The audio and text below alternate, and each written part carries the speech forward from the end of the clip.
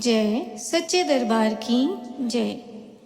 भाइयों और बहनों, एक दार्शनिक हुए हैं, उन्होंने एक कविता लिखी that mother nature also has a voice. प्रकृति माँ की भी अपनी एक आवाज़ है। She speaks lovingly in the language of fresh breeze and blossoming flowers. वो ताज़े हवाओं के झोंकों में, खिलते फूलों की भाषा में हमसे बड़े प्यार से बोलती है। But she shrieks and scolds in the language of earthquakes and hurricanes. पर वो डांटती और फटकारती भी है। किस भाषा में? भूकंपों और अंधड़ तूफानों की भाषा में। भाइयों और बहनों, आज की जो ये परिस्थिति है, कोरोना पैंडेमिक, ऐसा लगता है ये भी प्रकृति माँ की एक रोष भरी डांट है। और हर डांट के साथ जैसे वो मृत्यु की एक किश्त मानव समाज तक भेज रही है।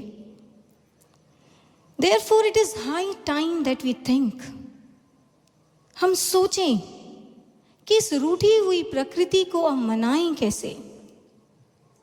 इसी सवाल को लेकर एक बार महर्षि औरबिंदो ने अपने एपिक ग्रंथ सावित्री में एक बड़ा मार्मिक प्रसंग लिखा। वो लिखते हैं कि ये जो सावित्री है, ये बेसिकली एक खोजी साधिका है जो समाज को बदलने के लिए, प्रकृति को बदलने के लिए एक अंतर यात्रा पर निकली है। और इस यात्रा के एक पड़ाव पर सावित्री की मुलाकात 3 मैडोनास से होती है, 3 शक्तियों से होती है, प्रतीकात्मक शक्तियों से, जो समाज की प्रतीकात्मक शक्तियां हैं। पहली मैडोना है Madonna of love and compassion, प्रेम और दया की प्रतिमूर्ति। ये मैडोना सावित्री से कहती है कि मेरी संवेदना को, मेरी करुणा को तू अपने साथ ले ले, फिर देखना हम समाज में परिवर्तन की कैसी ऊंची ऊंची मिसालें स्थापित करके दिखाएंगे। लेकिन सावित्री नकार देती है। वो कहती है, नहीं, तुझ में शुभ कामना भी है, भावना भी है, लेकिन भावना को एग्जीक्यूट करने के लिए, पूरा करने के लिए जो पावर चाहिए, ताकत चाहिए, वो तुझ में नहीं है। और इतना कहकर सावित्री आगे चल पड़ती है। आगे दूसरी मैडोना के दर्शन होते हैं, मैडोना ऑफ माइट, सामर्थ्य, बल की प्रतीक। वो सावित्री को कहती है कि ये जो जल, नभ, थल, इनमें जो बड़े बड़े युद्ध होते हैं, इन सबको तू मेरे पराक्रम से जीत सकती है, इसलिए मेरा साथ ले ले। पर सावित्री उससे पूछती है कि मन, क्या तेरा बल मन को जीतने की भी सामर्थ्य रखता है? नहीं ना। और ऐसा कहकर सावित्री आगे बढ़ जाती है। तीसरी मैडोना के दर्शन होते हैं, Madonna of light and wisdom, बौद्धिक प्रकाश की प्रतीक। ये मैडोना सावित्री को कहती है कि मेरे पास अच्छाई भी है, सच्चाई भी है, विद्या भी है, सौंदर्य भी है, परिवर्तन की सारी सामग्री मेरे पास है, तू मेरा साथ ले ले।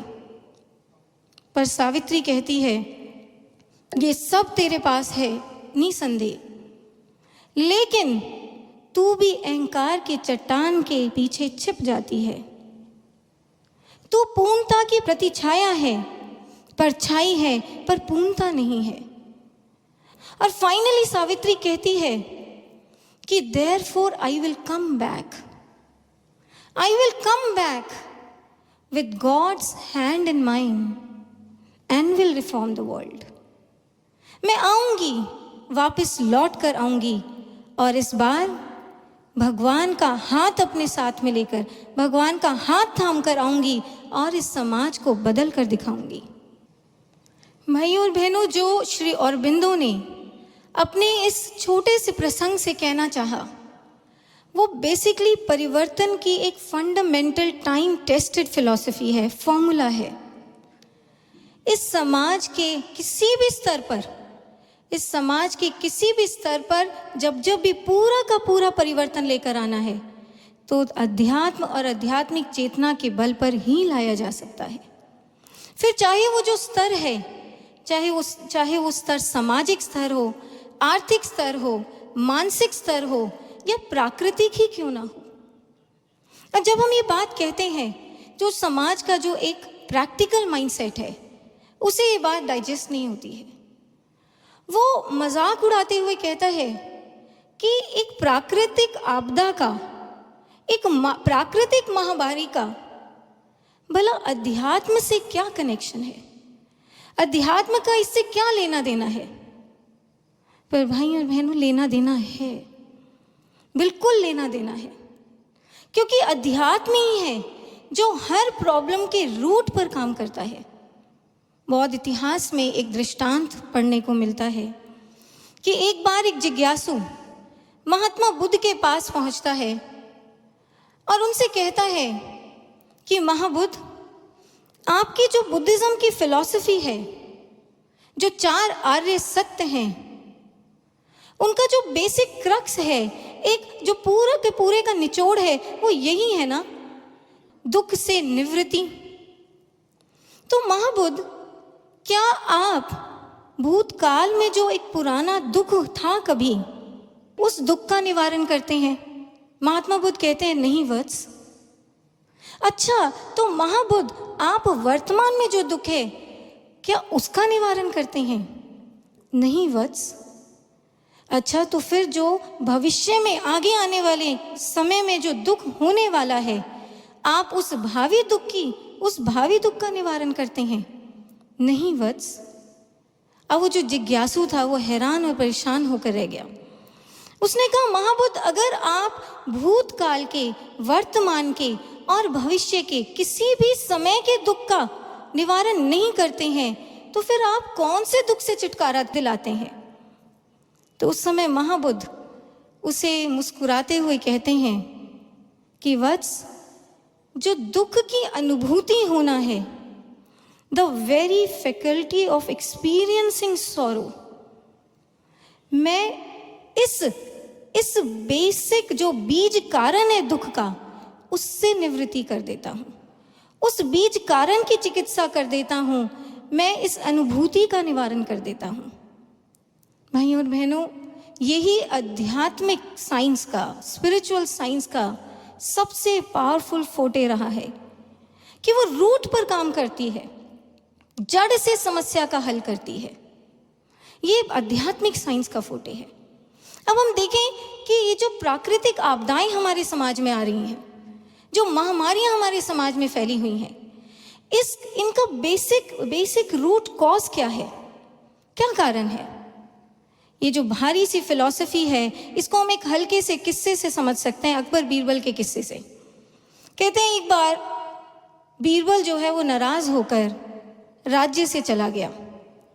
अकबर ने बहुत खोजा, बहुत ढूंढवाया, लेकिन बीरबल कहीं नहीं मिला। तो ऐसे में अकबर को एक युक्ति सूझी। उसने सोचा, क्यों ना मैं एक ऐसे अजीबो गरीब चुनौती भरे प्रश्न को बनाऊं, सवाल बनाऊं और उसको आस पड़ोस के सारे राज्यों में भेज दूं। ऐसा सवाल जिसका जवाब केवल और केवल बीरबल दे सकता है। और फिर ऐसे में जिस भी राज्य से फिर मुझे जवाब आएगा, मेरे प्रश्न का उत्तर आएगा, मैं उसी राज्य में बीरबल की खोज कराऊंगा। और यही सोचकर अकबर ने अगले ही दिन आस पड़ोस के सारे राज्यों में एक प्रस्ताव भेज दिया कि मैं शहंशाह अकबर, मैं अपने राज्य के समुद्र की शादी करना चाहता हूँ, अपने राज्य के समुद्र का विवाह कराना चाहता हूँ, इसलिए तुम अपने राज्य की नदी को हमारे राज्य में भेज दो। अब जैसे ये प्रस्ताव चारों तरफ गया तो एक रिस्पॉन्स इस प्रस्ताव का आया एक राज्य से, और उस रिस्पॉन्स में लिखा था कि अकबर बादशाह, आपकी जय हो, हम आपके प्रस्ताव से सहमत हैं, लेकिन हमारी जो नदिया रानी है वो ऐसे ही तो आपके राज्य में नहीं चली आएगी, इसलिए आप उसके स्वागत के लिए पहले अपने राज्य के सारे कुओं को इकट्ठा करके हमारे राज्य की सीमा पर तो भेजें। अब जैसे ही ये जवाब अकबर के पास पहुंचा, उसने बीरबल को खोज लिया। समझने की बात यह है कि जवाब या सोच जो है, जो साइकोलॉजी थी जवाब की, उससे बीरबल की पहचान हो गई। ठीक इसी तरह भाइयों और बहनों, ये जो समाज है, समाज की जो सोच है, समाज की जो कलेक्टिव साइकोलॉजी है, समाज की जो एक आंतरिक प्रकृति है, इसकी 1-to-1 मैपिंग होती है बाहर की प्रकृति के साथ। इसलिए बाहर की प्रकृति अगर शांत और सौम्य है तो आप इससे अंदाजा लगा सकते हैं, पहचान कर सकते हैं कि उस प्रकृति में रहने वाला जो मानव समाज है उसकी आंतरिक प्रकृति कैसी होगी। वो आंतरिक प्रकृति भी शांत और सौम्य होगी। लेकिन अगर बाहरी प्रकृति में अशांति है, जैसे आज हम देख रहे हैं, बाहरी प्रकृति में आपदाओं का, महामारियों का बार बार झटके आ रहे हैं, तो ऐसे में ये क्लियर मैसेज ये जाता है कि कहीं ना कहीं आज के जो समाज है उसकी जो आंतरिक प्रकृति है, वो आंतरिक प्रकृति भी कहीं ना कहीं जड़ हो चुकी है, सो चुकी है, और ऐसे में उस जड़ प्रकृति की चिकित्सा की जरूरत है। ये एक फंडामेंटल रिलेशनशिप है मैक्रोकॉस्मिक प्रकृति, बाहर की प्रकृति, और माइक्रोकॉस्मिक प्रकृति, समाज की आंतरिक प्रकृति के बीच में। आप इस समय अपनी स्क्रीन्स पर 2 चित्रों को देख पा रहे हैं, 2 पिक्चर्स। इनमें जो एक पिक्चर है, लेफ्ट साइड की पिक्चर, ये एक स्पेनिश आर्टिस्ट ने बनाई थी 18th सेंचुरी में। और इस पिक्चर में आप देख सकते हैं कि एक व्यक्ति है जो बेसुध होकर सोया हुआ है, और इसीलिए उसके जो बैकग्राउंड में, बैकड्रॉप में जितने भी जंगली पशु हैं, आसपास की जो प्रकृति है, जो वाइल्ड नॉक्टर्नल बीस्ट्स हैं, वो बहुत खूंखार अवस्था में हैं। वो अटैकिंग मुद्रा में हैं, उनकी आंखें बड़ी बड़ी हैं, प्रोट्रूडिंग आईज हैं, और वो घूर रहे हैं। लेकिन इसी के कॉन्ट्रास्टिंग आप दूसरी पिक्चर को देखें।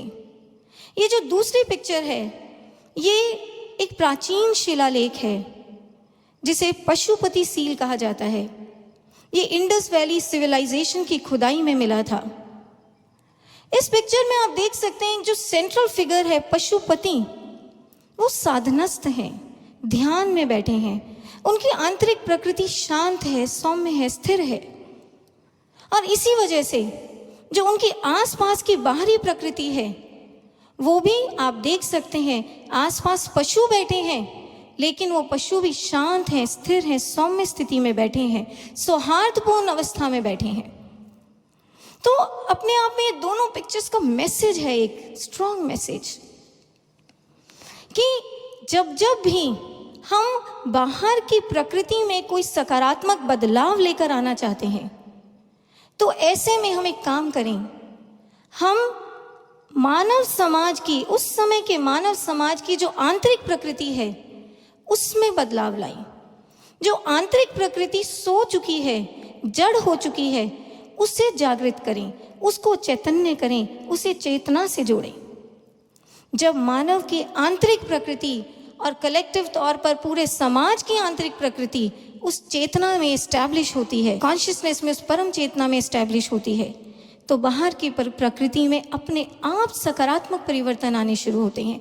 ये एक fundamental rigorous law of nature है कि ऐसा क्यों होता है, क्योंकि जब मानव समाज की आंतरिक प्रकृति उस चेतना में एस्टैब्लिश हो जाती है, तो वो बाहरी प्रकृति की चेतना को भी समझ पाती है, उसका भी अनुभव कर पाती है। स्वामी ब्रह्मानंद जी, जो रामकृष्ण परमहंस के एक बहुत अनुभवी शिष्य हुए हैं, कहते हैं कि एक बार ब्रह्मानंद जी जेसी बोस के रिसर्च इंस्टीट्यूट गए और उन्होंने वहाँ पर बहुत से एक्सपेरिमेंट्स को और डेमोन्स्ट्रेशंस को होते हुए देखा। उन्होंने देखा कि जो पौधे हैं, वनस्पतियाँ हैं, उनकी आंतरिक चेतना वो इतनी संवेदनशील है कि वो बाहर से जरा सा छोटा सा भी एक्सटर्नल स्टिमुलस अगर मिलता है, बाहर से छोटी सी भी कोई तरंग मिलती है उसके प्रति भी वो सेंसिटिव हैं, रिएक्ट करती हैं। जैसे ब्रह्मानंद जी ने देखा तो वो एकदम से बोल उठे कि आज मैं समझ पाया हूं कि क्यों मेरे ठाकुर भाव समाधि की उच्च अवस्था के अंदर, भाव समाधि की उस उच्च अवस्था के अंदर जब वो उस परम चेतना से कनेक्ट हो जाते थे, उस अवस्था में जाकर वो कभी भी किसी घास के मैदान पर नहीं चल पाते थे। जैसे ही घास पर उनके चरण आते थे तो एकदम उचक कर घास रहित मैदान को ढूंढते थे, स्पॉट को ढूंढते, स्थल को ढूंढते थे, क्योंकि उनकी वो जो चेतना है वो घास की चेतना के साथ कनेक्ट बिठा लेती थी, उसके प्रति भी संवेदनशील हो जाती थी। ये रहस्य है आध्यात्मिक चेतना का।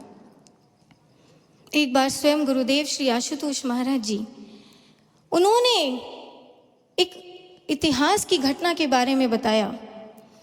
महाराज जी ने कहा कि तुम जानते हो कि जो महर्षि चरक हुए हैं उन्होंने अकेले ही इतना विराट कोश वनस्पति विज्ञान का, इतना विराट औषधियों के जो गुणों का कोश है वो इस समाज को भेंट किया अकेले ही। कैसे कर पाए वो? इसका एक सबसे बड़ा कारण ये था क्योंकि महर्षि चरक आत्म जागृत थे, वो स्वयं आत्मिक चेतना में प्रतिष्ठित थे, इसलिए वो बाहरी प्रकृति की चेतना की भाषा को समझ पाते थे।